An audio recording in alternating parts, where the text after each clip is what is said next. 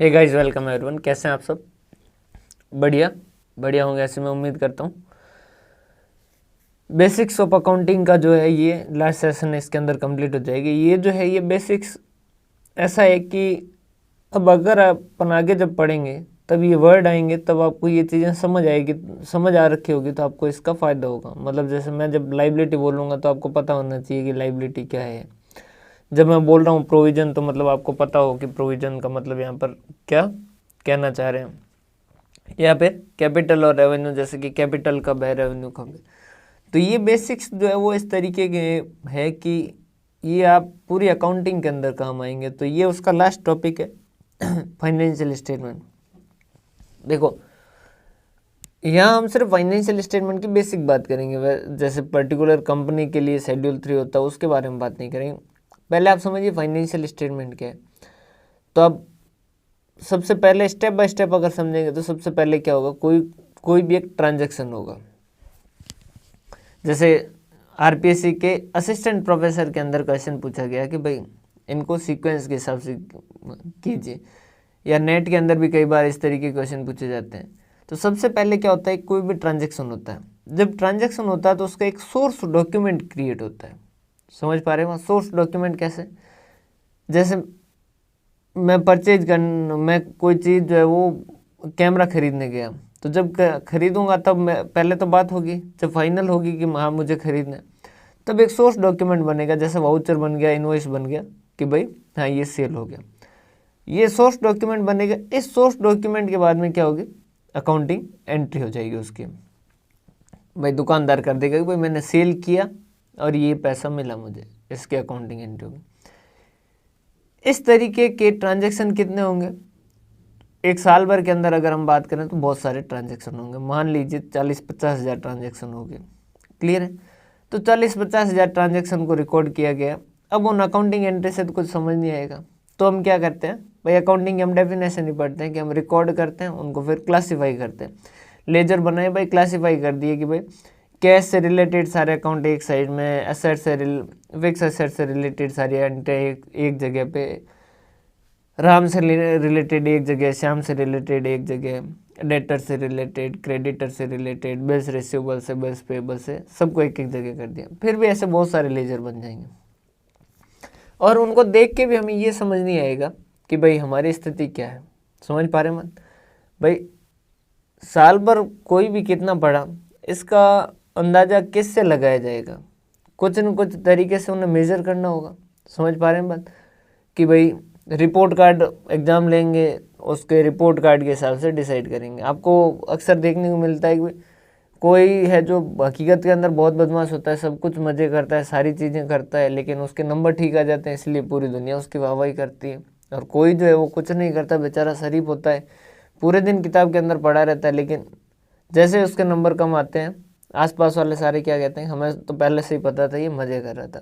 जबकि मज़े करने वाले क्योंकि नंबर ज़्यादा आ गए तो उसके बाद में उसकी सब तारीफ करेंगे। तो ये सीधा सिस्टम है कि भाई गीता में जो लिखा गया उसका जस्ट उल्टा, कि भाई कर्म ठीक है लेकिन फल अलग है। फल सबसे इम्पोर्टेंट जो आज के टाइम के अंदर फल है, तो कि भाई कौन कितना फल दे रहे हैं। बिजनेस का अंदर फल जो है वो कैसे पता करें, क्या रिजल्ट रहा है ये कैसे पता करें? तो उसके लिए दो कॉन्सेप्ट में भी हमने देखे थे कि एक तो गोइंग कंसर्न कि बिजनेस हमेशा चलता रहेगा, एक पीरियोडिसिटी भाई उसको टुकड़ों में बांटना होगा। तो हमने एक साल के टुकड़े में बांट दिया कि एक साल का हम पता करेंगे कि इस साल में क्या हो। जैसे 6th का रिपोर्ट कार्ड, 7th का रिपोर्ट कार्ड, 8th का रिपोर्ट कार्ड, 9th का रिपोर्ट कार्ड, 10th का रिपोर्ट कार्ड। तो ये एक एक साल के जो उसने एक्टिविटी की उसका एक तरीके से ब्योरा आएगी, भाई ये उसका नतीजा। Same as it is business के अंदर 6th के अंदर उसने जो भी किया, मतलब इस 2020-21 में, 21-22 में, 22-23 में उसने क्या क्या किया, उनके रिपोर्ट कार्ड है जो फाइनेंशियल स्टेटमेंट के रूप में हमारे सामने आते हैं। या यूँ कह दीजिए फाइनेंशियल स्टेटमेंट जो है वो एक तरीके का क्रक्स है कि पूरे साल भर बिजनेस जो वो क्या रहा। अब सबसे पहले तो ये समझना है कि फाइनेंशियल स्टेटमेंट में होगा क्या। सबसे इम्पोर्टेंट अगर बात करेंगे तो सबसे इम्पोर्टेंट दो चीज़ें होगी, एक होगा बैलेंस शीट और एक होगा profit and loss. Balance sheet क्या बताएगी? बैलेंस शीट बताएगी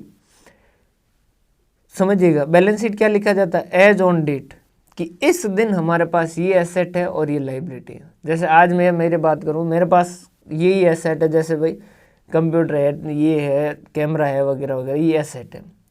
लाइबिलिटी के अंदर इतने लोग मेरे से मांगते हैं वगैरह, ये सारी चीज़ें, और इतना मेरे पास मेरा कैपिटल है। ये इस तरीके की मेरी अगर बैलेंस शीट होगी, वैसा वैसा बिजनेस को 31 मार्च के दिन कि हमारे पास क्या क्या संपत्तियाँ हैं, हमारे क्या क्या दायित्व है, और क्या हमारी कैपिटल लगा रखे, मतलब क्या बचता है।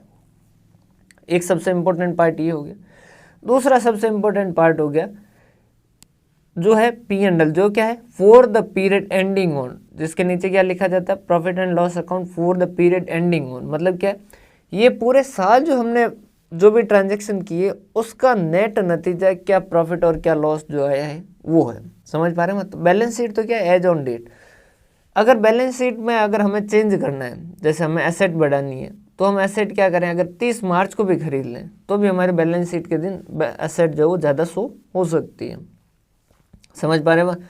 चाहे 1 अप्रैल को वापस बेच दो, बैलेंस शीट में आ जाएगी, क्योंकि बैलेंस शीट क्या है, एज ऑन डेट। 31 मार्च के दिन हमारे पास ये संपत्तियां हैं और ये हमारे दायित्व और ये हमारी कैपिटल है। जबकि प्रॉफिट एंड लॉस के अंदर क्या है, पूरे साल भर जो आपने जैसे सैलरी का खर्चा किया, तो पूरे साल भर में सैलरी का कितना खर्चा किया वो लिखा जाएगा। जबकि बैलेंस शीट में क्या लिखा जा रहा है कि इस दिन 31 मार्च को ये हमारी एसेट है, और उसको हम किस तरीके से करते हैं, फाइनेंशियल ईयर के हिसाब से। कैलेंडर ईयर क्या होता है, 1 जनवरी से लेकर 31 दिसंबर। फाइनेंशियल ईयर क्या है, 1 अप्रैल से लेकर 31 मार्च तक। समझ पा रहे हैं? तो सबसे इंपॉर्टेंट तो 2 क्या हो गए, बैलेंस शीट और P&L। क्या सर बैलेंस शीट और P&L 2 ही होते हैं क्या? नहीं, इसके अलावा एक कैश फ्लो स्टेटमेंट भी बनाया जाता है। कैश फ्लो स्टेटमेंट मतलब कि कितना कैश आया, कितना कैश गया वगैरह, ये सारी चीज़ें। इसके अलावा और अनेक्चर वगैरह लगते हैं जिसके अंदर और मतलब कि हम और कुछ एक्सप्लेनेशन देना चाहे तो दे सकते हैं। फाइनेंशियल स्टेटमेंट जो है उसमें सबसे बेसिक कंपोनेंट क्या होना चाहिए, वो हमें ट्रू एंड फेयर व्यू देना चाहिए। ट्रू का मतलब क्या है कि वो सच बताए, वो क्या करे, सच बताए। समझ पा रहे हैं? मतलब एसेट अगर उसने लिखा है तो वही उसकी वैल्यू होनी चाहिए, ट्रू होना चाहिए। और फेयर, फेयर का मतलब क्या है, उसको सही तरीके से दिखाया जाए। समझिएगा, सच बोलना एक अलग चीज़ है और उसे सही तरीके से बोलना भी अलग चीज़ है। कई बार कुछ बातें चुप रह के भी बातों को छुपाया जा सकता है, जिसके अंदर हम झूठ नहीं बोल रहे हैं लेकिन फिर भी हमने बात छुपा दी। जैसे घर के अंदर छोटे भाई ने टीवी तोड़ दी, घर में मम्मी आई, मम्मी ने पूछा कि टीवी किसने तोड़ी बेटा, हमने कहा मैंने नहीं तोड़ी। अब मैं बिल्कुल सही बोल रहा हूँ, मैंने नहीं तोड़ी, मैं सच बोल रहा हूँ, लेकिन मैं सही तरीके से नहीं बोल रहा हूँ। तो फाइनेंशियल स्टेटमेंट ट्रू भी होने चाहिए, उसके साथ साथ वो फेयर व्यू भी दे, मतलब उसे सही तरीके से प्रेजेंट भी करें। लाइक यहाँ पर फाइनेंशियल स्टेटमेंट बात करें, बहुत इंपॉर्टेंट बात है। जैसे कोई हमारे ऊपर एक केस हो रखा है और वो केस जो है वो ऐसा है कि अगर वो केस आगे वाला जीत गया तो हमारी कंपनी मान लीजिए बंद होने की स्थिति में आ जाएगी। और वो जो है वो हमने लिखा लेकिन बहुत छोटा सा और एक साइड के अंदर कहीं पे लिख दिया। तो हमने लिखा है सच, ऐसा नहीं कि नहीं लिखा है, लेकिन उसे सही तरीके से नहीं लिखा। तो इस तरीके से लिखा जाए कि इम्पोर्टेंट जो भी बातें हैं, इम्पोर्टेंट बातें मतलब क्या, इम्पोर्टेंट बातें यहाँ पर समझिए, ये फाइनेंशियल स्टेटमेंट देख के आगे वाला किसी बिजनेस में इन्वेस्ट करेगा। जैसे रिलायंस कंपनी कल को अपने शेयर बेचने जाती है, किसी इन्वेस्टर के पास जाती है, तो वो इन्वेस्टर को कहेगी भाई मेरी कंपनी में पैसा लगा। तो इन्वेस्टर क्या कहेगा कि आप कमाते कितना हो, आपके पास एसेट लाइबिलिटी क्या है। तो मतलब वो हमारी क्या देखेगा, फाइनेंशियल स्टेटमेंट देखेगा। अगर कोई ऐसी इन्फॉर्मेशन है जो उसके आगे वाले के इन्वेस्टमेंट के डिसीजन को, इकोनॉमिक डिसीजन को चेंज करने वाली है, तो वो इन्फॉर्मेशन क्या हो जाएगी, इंपॉर्टेंट हो जाएगी। वो सारी इन्फॉर्मेशन सच लिखी गई हो, सही तरीके से लिखी गई है, ये फाइनेंशियल स्टेटमेंट के अंदर बेसिक कैरेक्टरिस्टिक्स होने चाहिए। इसके अलावा क्या कैरेक्टरिस्टिक्स होने चाहिए, तो बाकी तो देखो फाइनेंशियल स्टेटमेंट एक तरीके से इन्फॉर्मेशन देता है। इन्फॉर्मेशन कोई भी हो तो उस इन्फॉर्मेशन की जो बेसिक उसमें होना चाहिए वो सारी चीज़ें होनी चाहिए। जैसे आप मुझसे रास्ता पूछे कि भाई यहाँ से दिल्ली जाने का रास्ता कौन सा है, तो मैं आपको इन्फॉर्मेशन दे रहा हूँ कि दिल्ली जाने के लिए आपको ये रूट लेना होगा। तो ये जो रास्ता है, ये जो इन्फॉर्मेशन मैं दे रहा हूँ, तो आप क्या चाहेंगे कि भाई ये इन्फॉर्मेशन सच हो, सही तरीके से बताई गई हो, भरोसेमंद हो, आगे वाले को समझ आए इस तरीके से हो, पूरी इन्फॉर्मेशन हो। तो वैसे वैसे इस फाइनेंशियल स्टेटमेंट की भी कुछ बाकी विशेषताएं होनी चाहिए जो अपन देखेंगे। तो फाइनेंशियल स्टेटमेंट क्या है? Ascertain financial performance. देखिए परफॉर्मेंस का मतलब क्या है कि हमने कितना कमाया, कितना गवाया वगैरह। तो यहाँ पर क्या आएगा? Trading and PNL. अब सर ट्रेडिंग एंड पीएनएल में क्या होता है? ट्रेडिंग का मतलब तो ट्रेड मतलब कि मेन जो हमारा कोर बिजनेस है उसमें हमने क्या खरीदा, क्या बेचा वगैरह, ये सारा। पीएनएल में हमारे उससे जो रिलेटेड सारे हैं भाई, जैसे मेरा काम है कि मैं कैलकुलेटर लाता हूँ और कैलकुलेटर बेचता हूँ, तो कैलकुलेटर लाना और कैलकुलेटर बेचने से जो भी है वो तो मेरा सारा सारा ट्रेडिंग में है। लेकिन इसमें करने के लिए मुझे कुछ आदमी भी रखने पड़ते हैं, कुछ किराया देना पड़ता है, इलेक्ट्रिसिटी पे करनी पड़ती है, वो सारे किसमें आएंगे? पीएनएल में आएंगे। इसका नेट जो रिजल्ट आएगा वो क्या है? मेरी फाइनेंशियल परफॉर्मेंस, कि मैंने इस साल फाइनेंशियली कैसा परफॉर्म किया, अच्छा कमाया, नहीं कमाया वगैरह वगैरह। And financial position. Financial position मतलब 31 मार्च के दिन मेरी बैलेंस शीट क्या है, उस दिन मेरी पोजीशन क्या है। समझ पा रहे बात? तो इसमें क्या आ जाएगा? बैलेंस शीट आ जाएगा। यहाँ तक कोई आपको दिक्कत नहीं आई होगी। प्रिपरेशन ऑफ फाइनेंशियल स्टेटमेंट, ये ध्यान रखिएगा। कंपनीज एक्ट के अंदर एक सेक्शन है 129 जो क्या कहता है कि फाइनेंशियल स्टेटमेंट क्या हो? ट्रू और फेयर व्यू देने वाले हो, कंप्लाई करते हो किसके साथ? नोटिफाइड अकाउंटिंग स्टैंडर्ड के साथ। अब नोटिफाइड अकाउंटिंग स्टैंडर्ड क्या होते हैं? पहली बात तो अकाउंटिंग स्टैंडर्ड क्या होते हैं यूँ समझिए, इनको समझिए भाई। हर किसी का जैसे कहने का तरीका, लिखने का तरीका, बातें करने का तरीका सबका अलग अलग होता है भाई। कोई उग्र तरीके से बात करता है, कोई नम्र तरीके से बात करता है, किसी को सही या गलत के हिसाब से नहीं देख रहे, लेकिन अलग अलग तरीका होता है। तो अकाउंटिंग करने के भी यूँ देखे तो हजारों तरीके होंगे। अब मैं एक इन्वेस्टर हूँ, रिलायंस ने अलग तरीके से अकाउंटिंग की, इसने अलग तरीके से की। अब मैं तो उनके फाइनेंशियल स्टेटमेंट समझ ही नहीं पाऊंगा। अब मेरे को रिलायंस और टाटा में से एक में जो है वो इन्वेस्ट करना है, लेकिन इसने अलग अकाउंटिंग की, इसने अलग अकाउंटिंग की, तो मैं कैसे पता करूं? तो कोई तो बॉडी होनी चाहिए जो इन दोनों को बताए कि आप अकाउंटिंग दोनों इसी तरीके से करोगे, ताकि मुझे क्या हो, मुझे फिर उन दोनों ने किस तरीके से अकाउंटिंग की वो पता नहीं करना, क्योंकि मुझे सोर्स पता है कि भाई ऐसे अकाउंटिंग होती है। फिर मैं उन सारों को कंपेयर करके मेरा इन्वेस्ट कर सकता हूँ। वैसे वैसे इंडिया के अंदर भी क्या किए गए? अकाउंटिंग स्टैंडर्ड बनाए गए जो क्या करते हैं, कोई भी मुद्दा जिसके ऊपर अकाउंटिंग होती है, जैसे फिक्स एसेट, उसके ऊपर एक केस बना दिया तो वो बताएगा फिक्स एसेट का वैल्यूएशन कैसे होगा, उसका वैल्यू चेंज किया जा सकता है, नहीं किया जा सकता, डेप्रिसिएशन कैसे लगेगा वगैरह वगैरह, सारा कुछ जो वो उसके अंदर लिखा जाएगा। तो क्या हो, एक तो ट्रू एंड फेयर व्यू हो और वो कंप्लाई करते हो किसके साथ? नोटिफाइड अकाउंटिंग स्टैंडर्ड के साथ। सर क्या अकाउंटिंग स्टैंडर्ड सबके लिए मैंडेटरी है क्या? नहीं, कंपनीज एक्ट में लिखा है तो कंपनी के लिए मैंडेटरी है। पार्टनरशिप के अंदर ऐसा नहीं है, तो पार्टनरशिप के ऊपर करें नहीं करें वो उनकी इच्छा पे है। समझ पा रहे हैं बात? सोल प्रोप्राइटरशिप में आप अकेले व्यापार कर रहे हैं, उसके अंदर आप करना चाहे ना करें ये आपके ऊपर है। समझ पा रहे हैं? तो एकल व्यापार कर रहे हैं आपकी इच्छा है, साझेदारी में कर रहे हैं आपकी इच्छा है, अकाउंटिंग स्टैंडर्ड फॉलो करें नहीं करें। कंपनी के रूप में कर रहे हैं आपको करना है। क्या कंपनी के रूप में भी सबको एक जैसा ट्रीटमेंट होता है क्या? नहीं, उसमें भी लेवल कर रखे होते हैं, लेवल 1, लेवल 2, लेवल 3। लेवल 1 के अंदर बड़ी कंपनी आती है जिनको सारे एज फॉलो करने होते हैं। लेवल 2 और 3 के अंदर छोटी कंपनी आती है तो उसके अंदर थोड़े थोड़े छूट दे रखे होते हैं। 2 में थोड़े एज में छूट दे रखी, 3 में थोड़े और ज़्यादा एज पे छूट दे रखी। सर क्यों देते हैं एज पे छूट? अकाउंटिंग सारों की एक जैसी होनी चाहिए, समझिएगा। अब पान की दुकान के अंदर उसका मंथली जो है वो 50,000 की बचत होती है। अब उसको सारे एज फॉलो करने का कह दिया तो उसका जो सीए वो लेके चला जाएगा मंथली 20,000 रुपये, तो उसको बचेगा क्या? समझ पा रहे हो? तो और सरकार कभी ये नहीं चाहती बिजनेस बंद हो। सरकार हमेशा ये चाहती है कि बिजनेस जो वो ज़्यादा से ज़्यादा ग्रो हो। चाहे विजय माल्या के केस में हो, अपन सीधा कह सकते हैं 1 सेकेंड के अंदर कि भाई सरकार ने जो विजय माल्या को पैसे दिए वो देना जरूरी है, क्योंकि बिजनेस एक बंद होता है मतलब कि कितने लोगों का रोजगार जा रहा है, और जितने लोगों का रोजगार जा रहा है वो कल को सरकार के लिए, भाई उनको कहेंगे सरकार को रोजगार लेके आओ। तो सरकार कभी भी ये नहीं चाहती कि भाई रोजगार जो है वो कम हो, तो वो हमेशा चाहती है कि रोजगार जो हो ज़्यादा हो, तो हमेशा वो बिज़नेस को क्या करते हैं? सपोर्ट करते हैं। तो छोटे बिजनेस के ऊपर अगर उन्होंने ये रेस्ट्रिक्शन कर दिया कि भाई एज फॉलो करो, तो वो उनके लिए दिक्कत वाली बात हो जाएगी। कंपनीज के लिए ये जरूरी है, कंपनीज में उनको फाइनेंशियल स्टेटमेंट कैसे बनाने? शेड्यूल 3 के हिसाब से बनाने। फाइनेंशियल स्टेटमेंट में आते क्या क्या है उसकी डेफिनेशन दे रखी है सेक्शन 240 के अंदर, जिसमें बैलेंस शीट, प्रॉफिट और लॉस अकाउंट या फिर इनकम और एक्सपेंडिचर अकाउंट। इनकम और एक्सपेंडिचर अकाउंट जो है वो किस केस के अंदर होता है, एनपीओ के अंदर, नॉन प्रॉफिट ऑर्गेनाइजेशन के अंदर इनकम और एक्सपेंडिचर। समझिएगा भाई, जैसे हम आपसे फीस लेते हैं और यहीं पर अगर हम आपको धर्मार्थ के लिए, भलाई के लिए काम कर रहे होते तो भी हम पैसे तो लेते, लेकिन उसका नाम अलग हो जाता, हम दान लेते। समझ पा रहे हैं बात? तो ये सारी चीज़ें हैं। तो प्रॉफिट एंड लॉस अकाउंट हो सकता है एनपीओ, तो उस केस के अंदर इनकम और एक्सपेंडिचर दोनों एक जैसे, ये बस नाम बदल गए। समझ पा रहे हो भाई? फीस लेते हैं हम, जैसे हम प्रॉफिट मोटिव के लिए चल रहे हैं तो फीस ले रहे हैं, यहीं पर अगर हम नॉन प्रॉफिट मोटिव के लिए होते तो हम दान लेते हैं, सब्सक्रिप्शन लेते हैं। समझ पा रहे हैं? Cash flow statement, cash flow statement सबके लिए मैंडेटरी नहीं है, कंपनीज पे मैंडेटरी है, जिसमें भी बड़ी जो कंपनी है उनके ऊपर मैंडेटरी, छोटी कंपनियों में उनमें भी छूट दे रखी है, पार्टनरशिप वगैरह में छूट दे रखी है।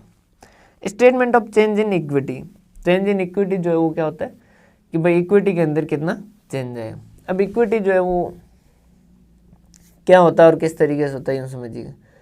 और इक्विटी पे ये जैसे हमने 1 लाख शेयर जो वो इशू कर रखे, अब इस साल जो 150 की है तो उनके अंदर कुछ इक्विटी में चेंज आया तो वो उस तरीके से, या फिर बायबैक किए वगैरह ऐसा कुछ किया तो उसके लिए एक अलग से स्टेटमेंट होगा और एक एक्सप्लेनेटरी होगा, जिसके अंदर कोई भी और इन्फॉर्मेशन जिसके ऊपर एक्स्ट्रा एक्सप्लेनेशन उनको देना है कि भाई ये चीज़ है, इस साल जैसे प्रॉफिट तो कम हुआ लेकिन उसमें एक्सप्लेनेशन उनको देना है, या फिर जैसे कि इस साल का प्रॉफिट कम हुआ जिसमें प्रायर पीरियड आइटम है, मतलब पीछे वाले साल में हम कुछ लिखना भूल गए थे खर्चा और वो इस साल में लिखे, उसके ऊपर हमें कोई एक्सप्लेनेशन देना है, हमें और बताना है कि भाई ये इसका ये कारण रहा, तो वो हम बता सकते हैं। कहाँ पे बता सकते हैं? ये एक्सप्लेनेटरी। ये यहाँ पर लिखा है जैसे 1% company, small company, doormat company जो है उनको कैश फ्लो स्टेटमेंट देने की जरूरत नहीं होती। 1% कंपनी क्या होता है, अब जैसे अकेला बिजनेस कर रहे हैं तो अकेले बिजनेस में क्या होता है, अकेले बिजनेस और पार्टनरशिप में सबसे बड़ी प्रॉब्लम होती है अनलिमिटेड लाइबिलिटी, मतलब अगर बिजनेस के अंदर नुकसान हुआ तो घर से पैसा ला के भी बढ़ना पड़ेगा। कंपनी के अंदर ऐसा नहीं, कंपनी मेंबर जो होते हैं उनकी लाइबिलिटी लिमिटेड है कि भाई जितने का शेयर ले रखा उस पर जितना बकाया उतना मांग सकते, उससे ज़्यादा नहीं मांग सकते। अब हमें व्यापार करना भी है लेकिन हमें डर लगता है कि कहीं ऐसी दिक्कत ना आ जाए कि घर के सारे जो ज़मीन जायदाद है पूर्वजों ने थोड़ी बहुत दी है वही सेल ना करनी पड़ जाए, तो ऐसे बिजनेसमैन डरते थे।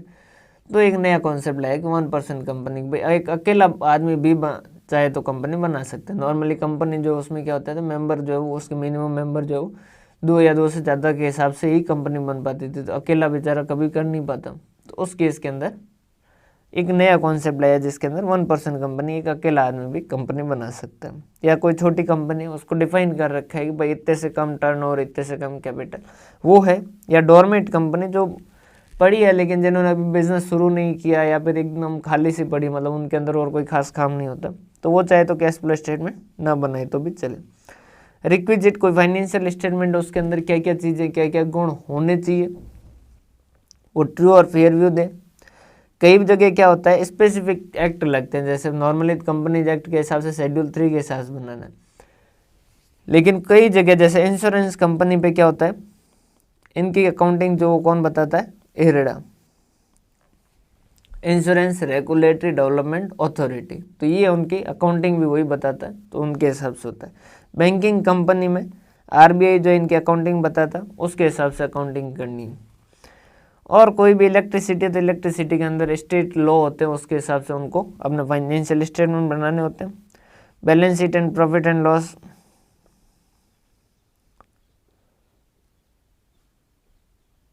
और वो कह रहा है कि इसके अलावा और कोई भी ऐसी जिसके अंदर प्रॉफिट एंड लॉस या बैलेंस शीट बनाने के लिए उन्होंने बता रखा है अलग से, तो उस एक्ट के हिसाब से। और इनके अलावा जो भी है, मतलब जिनका कोई स्पेसिफिक एक्ट नहीं लगता है, जिसके ऊपर कोई स्पेसिफिक कानून नहीं लगता है, वो आ जाए शेड्यूल 3 के हिसाब से बनाइए। और ये याद रखिएगा कि इसके पार्ट 1 के अंदर और पार्ट 2 के अंदर क्या दे रखा है, बैलेंस शीट दे रखा पार्ट 1 के अंदर। कई बार क्वेश्चन पूछा जाता है कि शेड्यूल 3 जो है उसमें पार्ट 1 में क्या है सर, पार्ट 1 में बैलेंस शीट, पार्ट 2 में क्या है सर जी, पार्ट 2 में पीएल। क्लियर है? Qualitative characteristics of financial statement, बहुत सारी, बहुत ईजी सी बात है, कोई खास इसके अंदर मतलब ट्रिकी बात नहीं है भाई। किसी से आप फाइनेंशियल स्टेटमेंट क्या एक तरीके से इन्फॉर्मेशन देता है, कोई भी इन्फॉर्मेशन में क्या गुण होने चाहिए भाई। जैसे आपने मुझसे पूछा कि यहाँ से दिल्ली जाने का रास्ता क्या है, मैंने कहा शायद यहाँ से ये वाला रास्ता जो दिल्ली जाता है, क्या आप उस सड़क पे चलना शुरू हो जाएंगे क्या? नहीं, शायद वाली बात नहीं होनी चाहिए, सही होनी चाहिए। या मैं कह दूं कि देखो यहाँ से एक काम करो, यहाँ से जो है आप जोधपुर चले जाओ, उसके बाद में पता नहीं हो सकता है कि वहाँ से कोई बस वगैरह हो, या हो सकता है कि वहाँ से आगे कोई सड़क वगैरह हो, मुझे नहीं पता। आधी इन्फॉर्मेशन काम की होगी क्या? नहीं होगी। समझ पा रहे मत? तो ये क्या होना चाहिए, इन्फॉर्मेशन पूरी होनी चाहिए, भरोसेमंद होनी चाहिए। तो फाइनेंशियल स्टेटमेंट भी क्या होना चाहिए, अंडरस्टैंडेबल। आपने जैसे पूछा और मैंने ऐसी लैंग्वेज में कहा जो आपको समझ में नहीं आता है, ठीक है, तो उस केस के अंदर भी उस इन्फॉर्मेशन का कोई मतलब नहीं। तो फाइनेंशियल स्टेटमेंट ऐसे हो जिन्हें आसानी से समझ सके। मतलब जैसे मैं इन्वेस्टर हूँ, अब आप कहेंगे कि फाइनेंशियल स्टेटमेंट ये तो अनपढ़ है, इसको समझ ही नहीं आ रहा है, ऐसा नहीं। मतलब जो थोड़ा कॉमर्शियल लिटरेट है, मतलब जिसको कॉमर्स की थोड़ी बहुत जानकारी है, वो उस फाइनेंशियल स्टेटमेंट को पढ़ पाए उसके हिसाब से। भाई जैसे कोई अदर स्ट्रीम का है, जैसे कोई जो है वो डॉक्टर है, अब डॉक्टर जो है वो कोशिकाओं के बारे में तो बहुत अच्छे से जानता है, लेकिन इसके बारे में बिल्कुल नहीं जानता, तो वो नहीं पढ़ पाएगा। लेकिन नॉर्मली जो कॉमर्शियल लिटरेट है, मतलब कि जो कॉमर्स के हिसाब से पढ़े लिखे हैं, कॉमर्स के हिसाब से, वो इसको समझ पाए, ऐसा हो। रिलेवेंस हो, मतलब कि इन्फॉर्मेशन जो काम की दे। आप मुझसे पूछे कि दिल्ली का रास्ता कहाँ है, मैंने कहा कि यहाँ से इधर जाओगे तो अहमदाबाद पहुँच जाओगे, क्या उस इन्फॉर्मेशन का कोई मतलब है क्या? नहीं। तो फाइनेंशियल स्टेटमेंट मैं देख रहा हूँ कि मैं इसमें इन्वेस्ट करूँ या नहीं करूँ, अब उसमें न बता रखा है प्रॉफिट एंड लॉस, न बता रखी है कि फाइनेंशियल पोजीशन क्या है, तो वो मेरे लिए इन्फॉर्मेशन काम की नहीं। तो ऐसा ना हो, इन्फॉर्मेशन जो वो कैसी हो, रिलेवेंट इन्फॉर्मेशन मिले, रिलायबल भरोसेमंद इन्फॉर्मेशन मिले, शायद वाली बातें ना हो, फेथफुली हो, फ्री फ्रॉम मेटेरियल एरर और बायसनेस, मतलब कि पक्षपात वगैरह नहीं। पक्षपात कैसा होता है, जैसे मेरे पास प्रॉफिट कम था और मैं किसी के पास गया, किसी सीए के पास, मैंने कहा कि यार प्रॉफिट कम है और इन्वेस्टर इस बार इन्वेस्ट नहीं करेंगे। सीए ने कहा बताओ क्या चाहिए, प्रॉफिट ही चाहिए। हमने कहा कि हाँ प्रॉफिट ही चाहिए। उन्होंने कहा भी दे देते। समझ पा रहे हैं? तो वैसा ना हो, कोई बायसनेस ना हो, कोई एरर करके, कोई घोटाला करके ना किया गया हो। कंपेरेबल हो, मेरे पास दो कंपनियां हैं, टाटा में इन्वेस्ट करूं या रिलायंस में, तो दोनों फाइनेंशियल स्टेटमेंट ऐसे हो कि दोनों को देख के मैं कंपेयर कर सकूं कि हाँ इस हिसाब से रिलायंस में जाना चाहिए, इस हिसाब से टाटा में जाना चाहिए, और ओवरऑल इसमें इन्वेस्ट करना चाहिए। क्लियर? कंपेयर कर पाए, अकाउंटिंग स्टैंडर्ड कंप्लाई किए हो, डिस्क्लोजर वगैरह सारे हो, और कंपेरेबिलिटी हो। Comparability should not be confuse with मेरे यूनिफॉर्मिटी। अब कंपेरेबिलिटी का मतलब ये नहीं कि आप पूरा 100% डिट्टो ये तरीके से अकाउंटिंग होगी। क्यों? जैसे डेप्रिसिएशन के अंदर डेप्रिसिएशन लगाना है, लेकिन ये नहीं कहा गया कि भाई एसएलएम से ही लगाना है या डब्ल्यूडीवी से ही लगाना है। अब वो जिसकी जैसी इच्छा, कोई एसएलएम से लगाना चाहे तो एसएलएम से लगा सकता है, कोई डब्ल्यूडीवी से लगाना चाहे तो डब्ल्यूडीवी से। मेटेरियलिटी का मतलब क्या है, जो भी इंपॉर्टेंट इन्फॉर्मेशन है वो सारी की सारी उसके अंदर हो। समझ पा रहे मत? जैसे कि भाई कंपनी के ऊपर एक ऐसा केस हो रखा है जिससे कंपनी बंद भी हो सकती है। अब ये मेटेरियल इन्फॉर्मेशन है तो वो फाइनेंशियल स्टेटमेंट में होनी चाहिए। समझ पा रहे मत? तो जो भी महत्वपूर्ण तथ्य वो सारे फाइनेंशियल स्टेटमेंट में बताए गए। अब सर महत्वपूर्ण कौन से? महत्वपूर्ण का मतलब वो है, इंपॉर्टेंट वो है जो क्या कर सकते हैं, could influence the economic decision of user. तो यूजर जो पढ़ने वाला उसके इकोनॉमिक डिसीजन को चेंज कर पाए, वो मटेरियल है।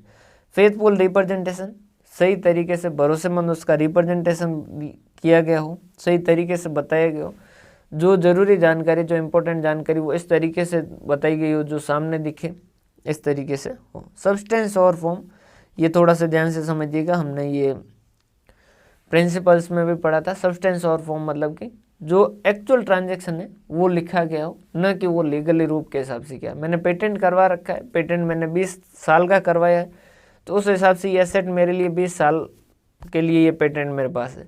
लेकिन एक्चुअल मुझे पता है कि ये पेटेंट 6-7 साल ही काम आएगा, 6 साल मान लीजिए काम आएगा, उसके बाद में इससे अच्छी टेक्नोलॉजी आ जाएगी और ये पेटेंट मेरे लिए कोई काम का नहीं होगा।